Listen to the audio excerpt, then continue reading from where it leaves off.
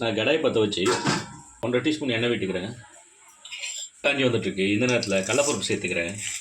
1 teaspoon மிளகும் 1/4 teaspoon வெந்தயமும் சேர்த்துருக்கேன். அது கூடவே தனியா ஒரு 1.5 ஸ்பூன் வச்சுருக்கேன், அதையும் சேர்த்துக்கிறேன். 3 வரமிளகா சேர்த்துக்கிறேன். ஒரு 5 பல் பூண்டு வச்சுருக்கேன், அதையும் சேர்த்துக்கிறேன். தேங்காய் கொஞ்சம் துருவி வச்சுருக்கேன், அதையும் சேர்த்துக்கிறேன். இதை நம்ம ஆற வச்சு அரைச்சிக்கலாம். துவரம்பருப்பு 100 கிராம் 5 விசில் வச்சு இறக்கி வச்சு நான் ஒரு கடாய் ஒன்று வச்சுக்கிறேன்.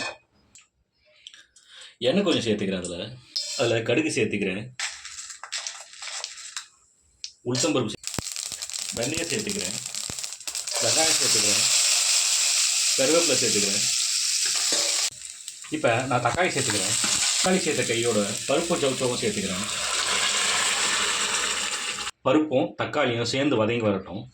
அதுக்கப்புறம் இப்போ பார்த்தீங்கன்னாக்கா பருப்பு சவுச்சவ் தக்காளி எல்லாம் சேர்ந்து மசிஞ்சு வருது. இந்த நேரத்தில் நான் அரைச்சி வச்ச மசாலாவை சேர்த்துக்கிறேன்.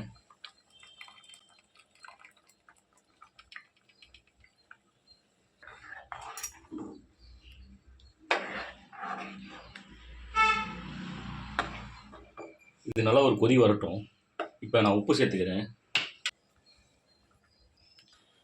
சாம்பார் நல்லா கொதிச்சு வந்துட்டுருக்கு. இந்த நேரத்தில் நான் புளி தண்ணி சேர்த்துக்கிறேன். இந்த சாம்பார் ஒரு கொதி வரட்டும்.